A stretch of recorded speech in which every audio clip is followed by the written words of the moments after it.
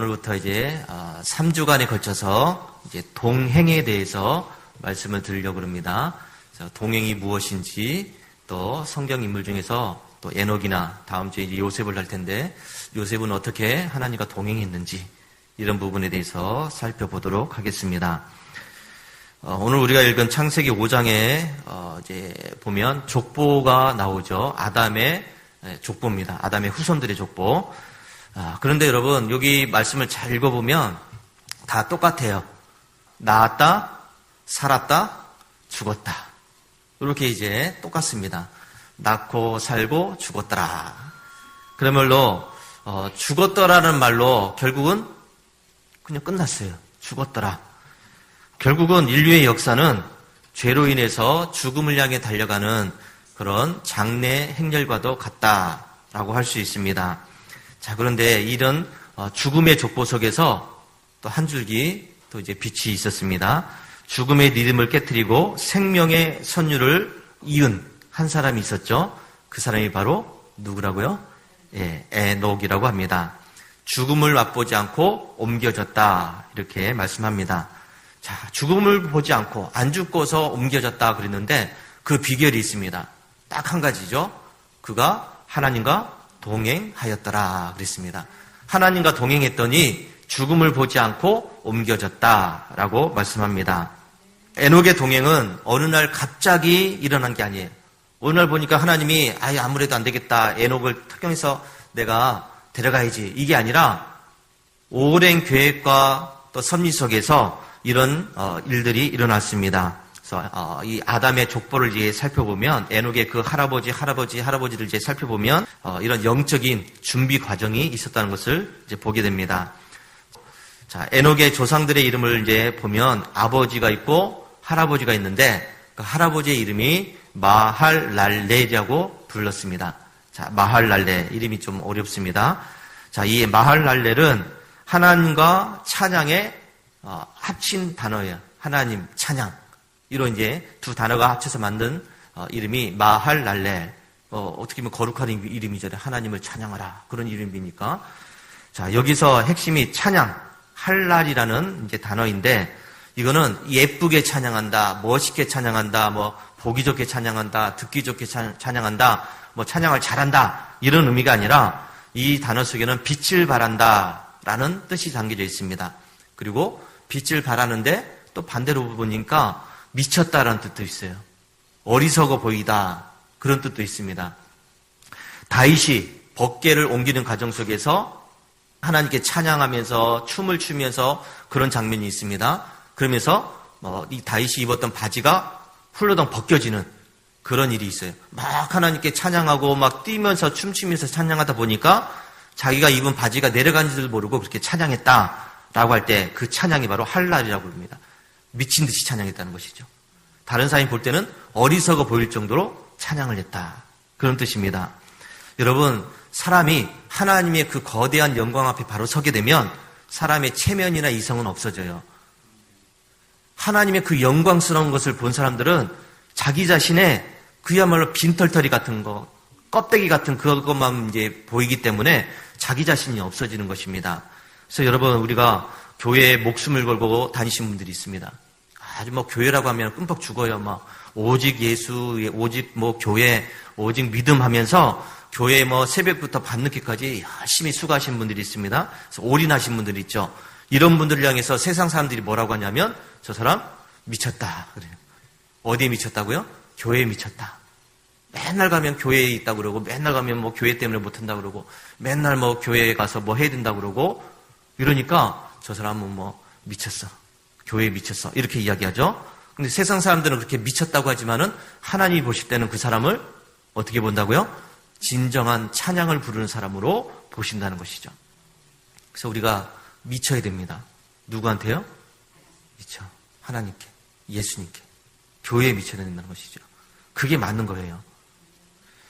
여러분, 우리가 드리는 예배, 그리고 찬양, 기도, 그리고 어떤 형태의 섬김과 봉사, 뭐 거기에는 반드시 내 자아가 깨지는 그런 역사가 있어야 돼요. 말 그대로 세상 사람들이 볼 때, 야, 저 사람 미쳤다고 할 정도로 그렇게 해야 된다는 것이죠. 우리가 예배를 드리든지 기도를 하든지 어떤 봉사를 하든지 뭘 하든지 간에 하나님을 의식하면서 하나님을 바라보면서 해야 되는데 이게 안 돼요. 사람은 자꾸 사람들을 보게 됩니다. 내가 이렇게 하면 저 사람이 좀 뭐라고 하지 않을까? 그것부터 생각을 해요. 내가 크게 찬양하면 저 사람이 좀 뭐라고 하지 않을까? 아, 왜 저 사람은 저렇게 하는 거야? 듣기 싫어, 보기 싫어, 막 이렇게 하시는 분들이 있거든요. 상대방을 자꾸 의식해요. 이거는 여러분 하나님께 드리는 것이 아니죠. 하나님께 드려진 사람은 자기 생각이 없어져요. 상대방이 뭘 하든지 상관이 없어요. 신경도 안 가고 뭘 하는지도 몰라요. 그냥 내가 하나님께 집중하기 때문에 내가 중요하지 상대방이 크게 하든지 작게 하든지 그게 무슨 상관이에요. 내가 아직 하나님께 드려지지 못했기 때문에 자꾸 상대방, 사람들만 본다는 것이죠. 잘하느니 못하느니 왜 저렇게 해? 왜 이렇게 해? 이거는 아직 하나님께 드려지지 못했다는 겁니다. 내가 진짜로 하나님께 드리는 것은 다윗처럼 주변이 의식되지 않는 거죠. 바지가 벗겨지는지도 모르고 춤을 추게 되는 것. 이게 하나님께 드려지는 모습이에요. 내가 하나님께 찬양하고 기도하는데 상대방이 뭐 어떻게 하든지 무슨 상관입니까? 상대방이. 내가 상대방 때문에 내가 못해. 저 사람 때문에 내가 못해. 이건 뭔가 문제 있는 사람이에요. 문제 있는 겁니다. 아직 하나님께 자기 자신을 내려놓지 못했다는 거죠. 나의 예배와 나의 찬양과 나의 기도가 하나님께 영광 돌리지 못하고 있다는 얘기예요. 결국 내가 깨지지 않았다는 겁니다. 내가 아직 살아있다는 거예요. 내 자아가 살아있어. 내 고집이 살아있고 내 생각이 살아있고 그러니까 하나님께 드리지 못하니까 결국 자기가 하는 모든 것은 자기 만족을 위한 하나의 수단밖에 안 돼요. 예배를 드려도 하나님께 드린 것이 아니라 자기 만족 때문에 하는 겁니다. 예배 안 드리면 뭔가 좀 깨름칙한 일이 일어날까? 내가 찬양하지 않으면 뭔가 문제가 생기지 않을까? 자기 자신 때문에 그렇게 한다는 것이죠. 저와 여러분은 여기에서 벗어나야 될 줄로 믿습니다. 자, 그 다음에 마할랄렐의 이제 아들, 에녹의 아버지. 18절에 보면은 야렛이라고 되어 있습니다.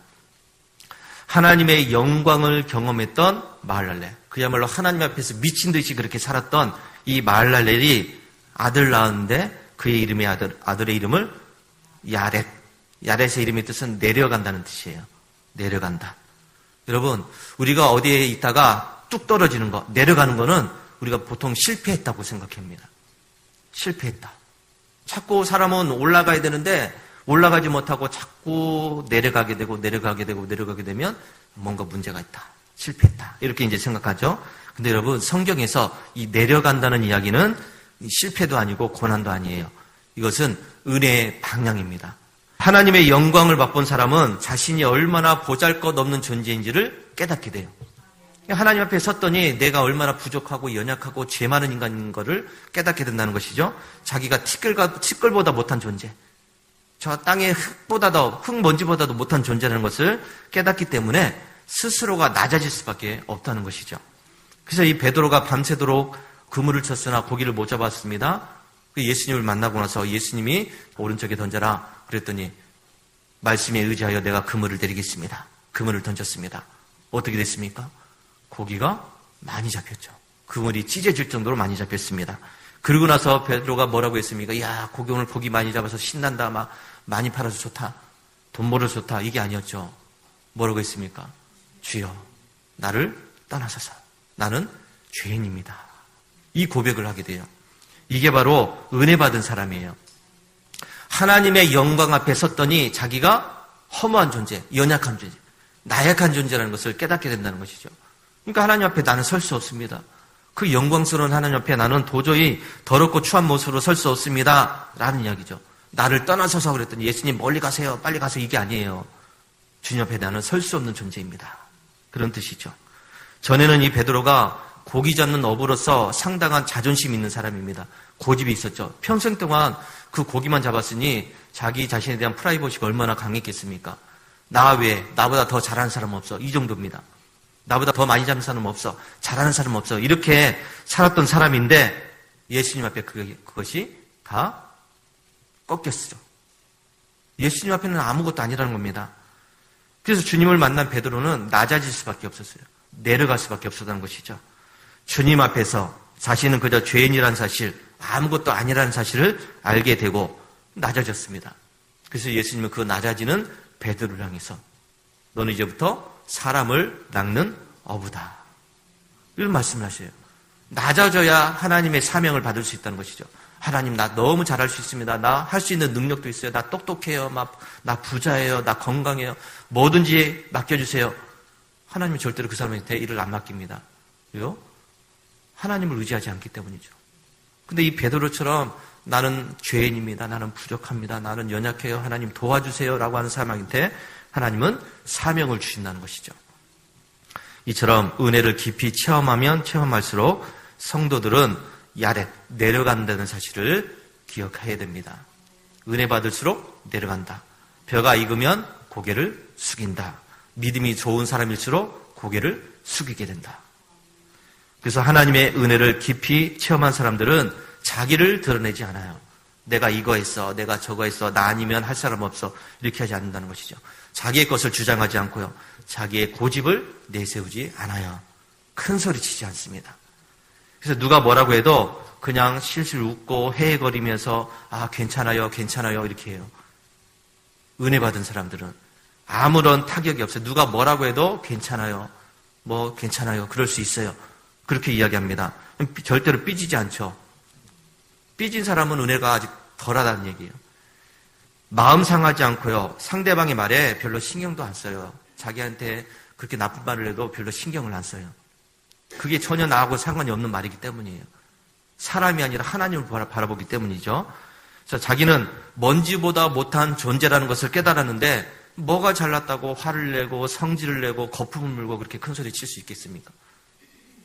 웨슬리가 이렇게 이야기합니다. 죄를 깨닫게 하는 하나님의 은혜가 임하면 우리는 하나님의 거룩함 앞에서 감히 고개를 들지 못하고 밑바닥으로 내려가게 됩니다. 그랬어요. 자기의 죄를 깨닫게 되는 그 은혜를 받은 사람들은 하나님 앞에 고개를 들지 못한 채 그래서 밑바닥으로 내려가게 된다. 물이 높은 곳에서 낮은 데로 흐릅니다. 은혜도 마찬가지예요. 은혜도 높은 곳에서 낮은 곳으로 흐르게 되어 있습니다. 내려가야 된다는 것이죠. 내려가야 은혜를 받는 거고 은혜를 받은 사람은 내려가게 되어 있습니다. 그래서 나에게 주어진 어떤 일을 하면서 괜히 신경질 내고 짜증내고 분노하면서 그것 때문에 괴로워하고 마음 상해한다면 아직 하나님의 은혜를 못 받았다는 얘기죠. 아직 자신은 높은 자리에 있다는 얘기예요. 교만한 자리에 있다는 얘기고 그래서 낮아질 수 없다는 것이죠. 하나님은 우리를 강제로 낮은 곳으로 밀어넣지 않습니다. 진짜 하나님을 만난 사람들은 그분의 사랑의 무게가 너무나 크기 때문에 스스로가 엎드릴 수밖에 없어요. 누가 강제로 엎드린다고 해서 엎드려지는 것이 아니라 스스로가 낮아질 수밖에 없다는 것입니다. 이 거룩한 낮아짐을 경험한 사람만이 비로소 하나님의 일을 감당할 수 있게 된다는 것을 기억하시기 바랍니다. 자, 이제 마할랄레과 또 야렛의 은혜를 경험한 사람, 드디어 이제 에녹이 등장을 하게 됩니다. 이 영적인 족보예요. 그냥 에녹이 어느 날 하늘에서 뚝 떨어진 것이 아니라 이런 과정, 영적인 과정을 거친 후에 에녹이 이제 등장을 하게 됩니다. 에녹의 이름의 뜻은 봉헌된 자, 그리고 시작하는 자라는 뜻을 갖고 있습니다. 봉헌된 자, 드려졌다는 얘기죠. 하나님께 드려졌다. 자아가 깨지고, 그리고 낮아진 사람, 이 사람만이 그때서야 비로소 하나님께 드려진 자로 살 수 있다는 것입니다. 내 자아가 팔팔하게 살아있는 상태에서는 절대로 하나님께 드려질 수가 없어요. 이 성경은 에녹이 300년 동안 하나님과 동행했다 그랬습니다. 300년 동안 하나님과 동행했다 그래요. 여기서 이 동행했다. 자, 오늘 말씀의 주제죠. 동행했다. 이게 이제 히트 할레크라는 단어를 썼습니다. 히트 할레크. 이거는 걷는다는 뜻이에요. 그러니까 걸었다는 얘기잖아요. 하나님과 함께 걸었다. 몇 년 동안? 300년 동안 걸었다. 근데 이 걷다라는 뜻은 어떤 의미를 갖고 있냐면 강조한다, 재귀한다는 이런 게 어떤 문법적인 그런 것이 있는데 이게 무슨 말이냐면 이것은 한 번 걷는 것이 아니라 계속 반복해서 걸었다. 그리고 강하게 걸었다. 함께 역동적으로 걸었다. 그러니까 한 번 하고 나서 끝냈다는 얘기가 아니에요. 300년 동안 매일같이 그렇게 함께 걸었다는 얘기예요. 그것을 반복적으로, 지속적으로 강하게 함께 걸었다는 뜻입니다. 그리고 그 행동이, 그 걷는 행동이 다른 사람에게 간 것이 아니라 나 자신에게 영향을 미쳤다. 라는 뜻입니다. 내가 한 행동의 그 화살표가 다른 사람들이 아니라 나를 향해 있다는 것이죠. 그래서 내가 그 행동을 함으로 인해서 그 영향력이 나에게 다시 돌아왔다. 그게 이제 히트 할레크의 뜻입니다. 그래서 에녹이 하나님과 함께 동행했다는 그런 의미는 뭐냐면 내 고집이 나올 때마다, 내 자아가 드러날 때마다, 내 성격이 드러날 때마다 자기 자신을 끊임없이 쳐서 무너뜨리면서 반복적으로 계속해서 내리쳐서 다시 주님 앞에 낮아지는, 그렇게 살았다는 것을 이야기해요. 그게 에녹이 하나님과 동행했다는 뜻이에요. 그냥 함께 있으니까 똑같이 함께 그냥 나란히 걸어갔다는 얘기가 아니라 주님과 함께 살다 보니까 내 고집도 꺾어야 되고 내 생각도 꺾어야 되고 내 자아도 내려놔야 되고 자꾸 부스부스 튀어날 때마다 그것을 쳐서 복종시키면서 하나님의 그 보폭에 자기의 그 발걸음을 맞췄다는 그런 이야기예요. 이 에녹이 300년 동안 이런 일을 했다고 그럽니다. 여러분, 이게 쉽겠어요? 하루 하는 것도 힘든데 300년을 그렇게 자기 자신을 낮췄다는 겁니다. 자기 자신을 쳐서 복종시켜서 하나님과 함께 걷는 상태로 계속해서 유지시켜 나갔다는 것이죠. 이것은 누가 억지로 시킨 것이 아니에요. 자기 스스로가 그렇게 했다는 얘기입니다. 에녹이 어쩔 수 없어서 하나님께 질질 끌려다녔다는 그런 말이 아니에요. 하나님이 가자 그랬더니 어쩔 수 없이 그냥 가기 싫은데 억지로 끌려간 것처럼 그렇게 한 것이 아니라 자기 스스로가 그렇게 했다는 이야기예요. 날마다 자기를 부인하고 자기의 고집을 꺾고 자기 마음대로 하려고 하는 것을 버림으로써 스스로가 주님께 맞추려고 노력을 했다. 치열하게 그런 영적인 싸움의 과정들을 치렀다는 이야기예요. 이것은 웨슬리 신학에서 이야기하는 성화의 과정을 이야기합니다. 웨슬리 목사님은 성도들을 세상 속의 성자라고 이렇게 봤습니다. 세상 속에 살고 있는 성자, 거룩한 사람이라고 봤어요. 어디 산속이나 외딴 곳에서 홀로 돌을 닦듯이 그렇게 신앙생활을 하는 것이 아니라 사람들과 어울리면서 공동체를 형성하면서 자기 스스로를 거룩하게 만들어 갔다는 이야기예요. 여러분, 우리 상정교회, 우리 성도님들이 혼자서 신앙생활을 하는 것이 아니잖아요. 여섯 사람과 함께 해야 되는 겁니다. 그러기 위해서는 자기 고집을 꺾을 수도 있어야 돼요. 자기 생각을 내려놓을 수도 있어야 됩니다. 이게 맞아, 이렇게 해야지, 왜 그렇게 해? 이게 좀 문제가 있는 거죠. 아직 하나님 앞에 낮아지지 않았다는 이야기죠. 에녹은 산속에서 혼자서 돌을 닦던 것이 아니라 그의 자녀를 낳으면서 일상생활을 다 해나가면서 하나님께 걸어갔다는 이야기입니다. 우리의 동행도 마찬가지입니다. 우리의 모든 삶 속에서 여러분의 가정과 또 직장과 일터와 또 함께 생활하는 모든 곳에서 나의 보폭을 버리고서 주님의 보폭에 맞추는 그런 히트 할레크의 훈련이 필요하다는 것을 잊지 마시기 바랍니다. 하나님과 동행은 훈련의 과정이에요. 나를 내려놓는 과정, 내 고집을 꺾는 과정, 내 자아를 내려놓는 과정입니다. 이렇게 자기 자신을 철저하게 부정하고 또 다스렸던 에녹의 그 동행의 끝이 어디입니까? 그렇게 300년 동안 했더니 뭘 받았습니까? 이 에녹이 24절 하나님이 그를 데려가심으로 세상에 있지 아니하였더라 그랬습니다. 죽었다라고 했던 그 족보 속에서 세상에 있지 않았다 라는 말씀을 하고 있습니다. 세상에 있지 않았다, 이 말은 베인 엔누라고 하는데, 그리고 그가 없었다 하는 얘기예요. 없었다. 이것은 공간적인 이동이 아니에요. 여기 살다가 저기로 옮겨간 것이 아니라, 또 이 세상에 살다가 저 세상으로 옮겨간 것이 아니라 300년 동안 주님과 함께 보폭을 맞추다 보니까 자기 자신을 내려놓고 꺾으면서 자기를 치면서 낮아지면서 그렇게 생활을 했더니 어느 순간인가 자기 자신이 없어졌다는 겁니다. 자기 스스로가 없어졌다는 겁니다. 오직 하나님의 영광만이 그를 덮어버린 상태를 이야기해요. 이것이 바로 나는 죽고 예수로 살아가는 삶을 이룬 에녹의 모습입니다. 주님과 너무나 이렇게 가깝게 밀착해서 살다 보니까 세상이 나를 볼 때 저 사람의 생각과 고집과 성격과 그런 자랑거리들은 보이지 않고 그 안에 예수님이 보이는 것을 이야기합니다. 이게 잊지 아니하였더라. 베인 엔누의 모습이에요. 세상 사람들이 우리를 볼 때, 야, 저 사람 참 괜찮은 사람이야. 저 사람 참 거룩한 사람이야. 저 사람 참 예수님을 잘 믿는 것 같아. 진짜 예수를 믿는 것 같아. 이런 상태가 바로 세상에 있지 아니하였다라는 말의 뜻이에요. 베인 앤누의 정신을 신약에서 가장 완벽하게 보여준 사람이 세례 요한입니다. 그는 예수 그리스도의 길을 예비하면서 동행했던 사람이죠.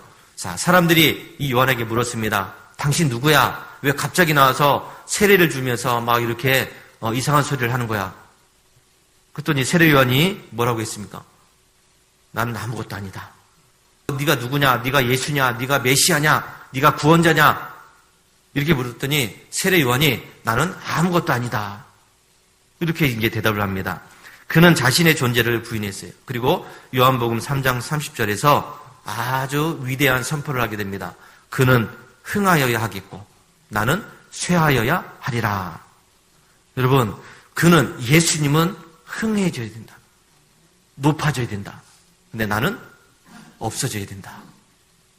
이게 있지 아니하더라. 베인 앤누의 모습이에요. 요한은 스스로를 광야에서 외치는 소리라고 이야기합니다. 나는 그저 이 광야에서 외치는 소리밖에 안 돼. 여러분, 소리는 메시지만 전달하고 없어지는 거잖아요. 소리만 전달하고 없어집니다. 주인공인 말씀이 드러나면 소리는 사라지는 것. 이게 바로 동행이에요. 베인 앤누. 요한은 광야에서 에녹처럼 하나님과 동행했습니다.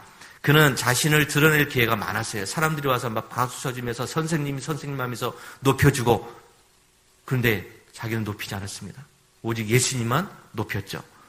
헤롯이 그를 죽이려고 목에 칼을 들이댔는데 그는 세상에 대해서 없는 자로 살았습니다. 나는 죽어도 돼.